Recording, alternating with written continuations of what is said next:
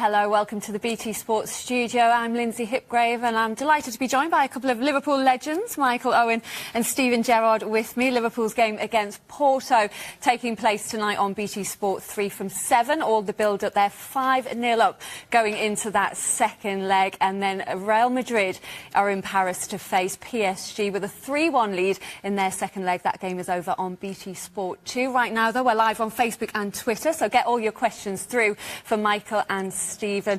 Just a formality tonight for Liverpool, Michael? Yeah, I think so. Sensational performance in the first leg, and you know, if it was 2-0, 3-0, you could probably think, well, you know, as long as they don't concede in the first half, then it's through. But at 5-0, it is a formality, fortunately. For the neutral, maybe they wanted to see a game. But I think Liverpool, you know, they're not a type of team that just sits back and defends anyway, so I still think we'll see plenty of action in the game. And Porto scored a lot of goals this season as well, so hopefully goals. Liverpool, though, Stephen, Man United on Saturday. How many changes do you think Jurgen Klopp will make? Probably 2 or 3, maybe 4. That's what he's been doing of late. He has been freshening it up. You know, he doesn't see it as resting players. I think he believes in the full squad, and it's an opportunity for other people to come in and shine. And I think the important thing for Liverpool is to just try and keep the momentum going. They're in good form. The fans are in a good place. The last thing they need now, just before this Man United game, is a slow game or a frustrating game where the fans, you know, show their anger or the frustration. Just keep everyone happy, try and put in a positive performance, and then try and take that into the weekend. As you said, great form, and at the heart of that, Mo Salah, Michael, he scored 32 goals now in the last 7 in a row. Just how good has he been? Well, he's been sensational. He's making us old strikers look useless with his record now. I mean, it's just mind-blowing.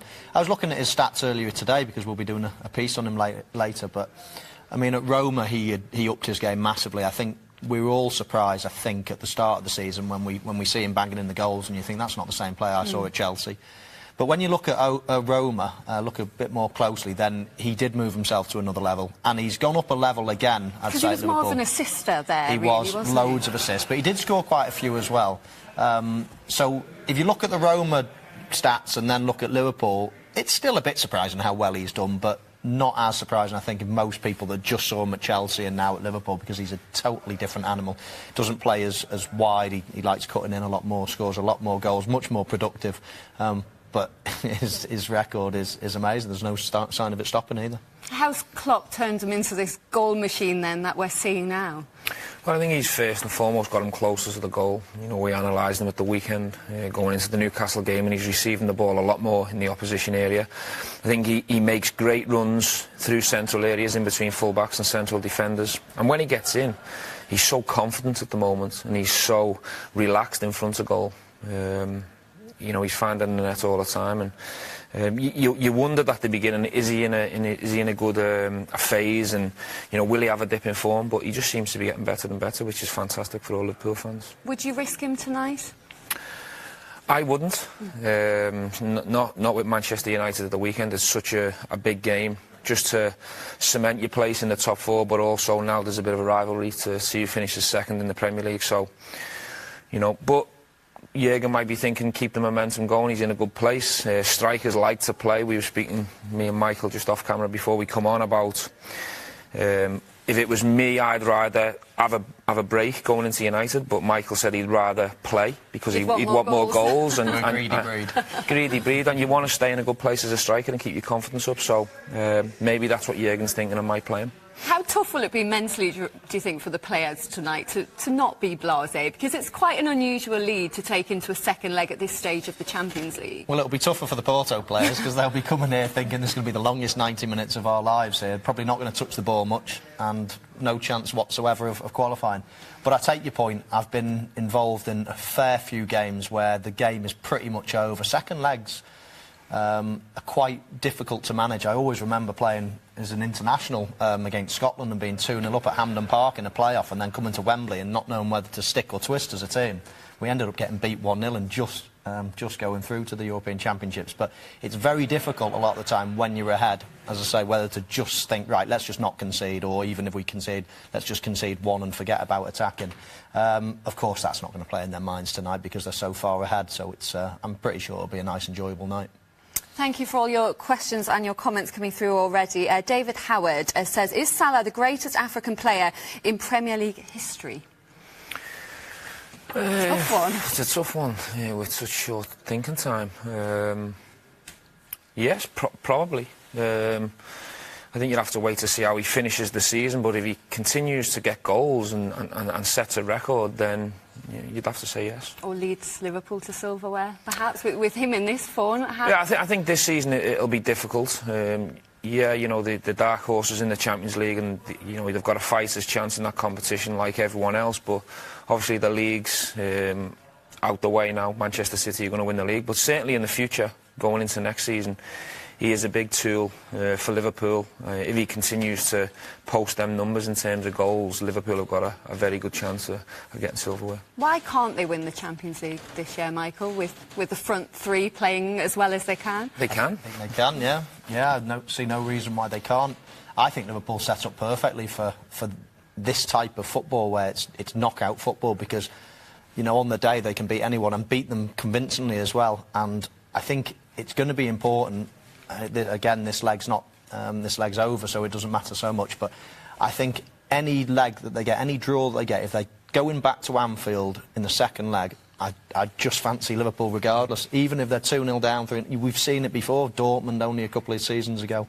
We've seen it before. Anfield's a magical place. So Stevie used the words dark horse there, and I think that's probably very apt. Nobody in this competition will want to face Liverpool.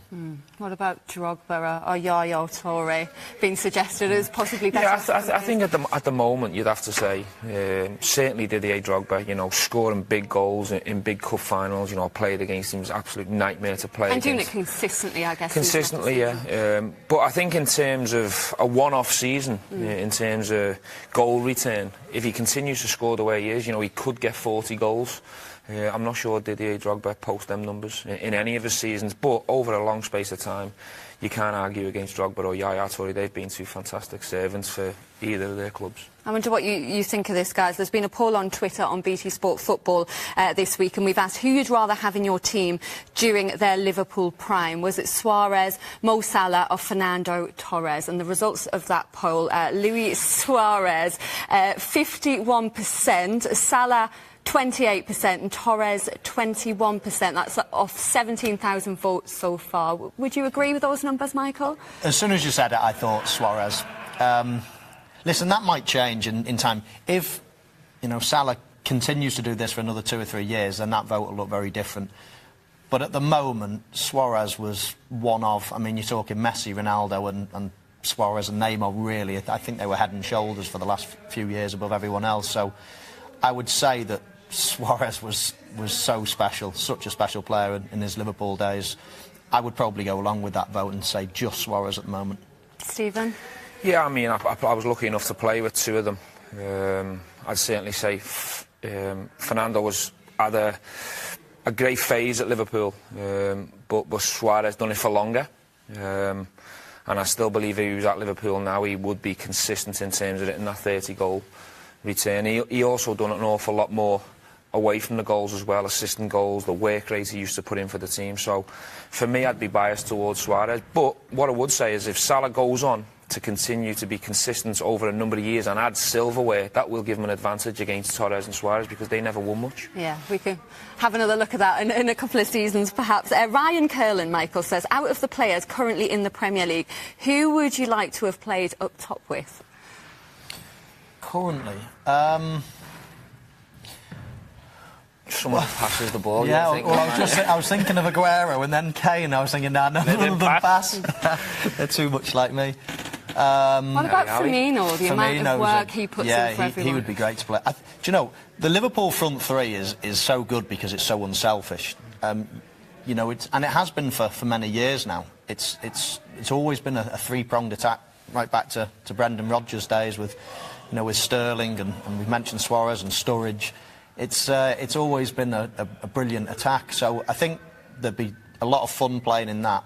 But as Stevie rightly says... He's thinking De Bruyne, aren't you? I'm thinking top of like the assist. David Silva, De Bruyne... That's not really playing up top with him, though, is it? Let's say we're going for a 4-4-2. Out-and-out strikers, it's got to be between Kane and and Aguero, hasn't it? I still don't see Salah as a striker, see. I see him as sort of a wide player that cuts in. So I'd probably say for consistency, Harry Kane. Yeah. Stephen, David Cook says, who wins, this Liverpool team or the team from 2005? This team? Yeah, I believe that. I think we were massive underdogs in 2005. I think we had a fantastic spine to the team. But I think in terms of strength all over the pitch and where this team's capable of going, I think this current team would beat us. And quickly before we go, just a quick prediction on the other game. PSG with it all to do tonight. Real Madrid 3-1 up going into that one, and without Neymar. What chance do you give them of turning that around? Well, they've got a chance. I mean, I did say before the tie was sort of evenly poised. I think Paris were probably just slight favourites, but I just thought that the experience, the know-how of that experienced team, Real Madrid, I thought they'd qualify. I still believe they'll qualify. It'll be difficult to win in Paris, but you know, I think it'll be a 1-1 or a 2-1 to Paris, but at the end of the day, Madrid will go through. What do you reckon, Stephen? I think you can't bet against Real Madrid with Ronaldo in the team, and also Madrid's midfield. It sounds like Modric is going to pull through and cruise, and for me, when they click, they're the best midfield in the world for me in terms of controlling games. I think PSG will push. I think the fans will get behind them and they'll have their moments and their opportunities, but I agree with Michael. The experience of this team, I know they're not going well domestically at the moment, but they've got the know-how. They won't be fazed by the occasion or by the atmosphere, and they'll go and play the stuff, and I do fancy them to score. Loads of pressure on both the managers going into that one tonight. Thanks very much, Stephen. Michael Stevens covering that game, PSG against Real Madrid. That's on BT Sport 2 from 7 o'clock. He's with Gary Lineker, Rio Ferdinand and Frank Lampard. Michael here with me and Owen Hargreaves for Liverpool against Porto from 7 on BT Sport 3. See you later.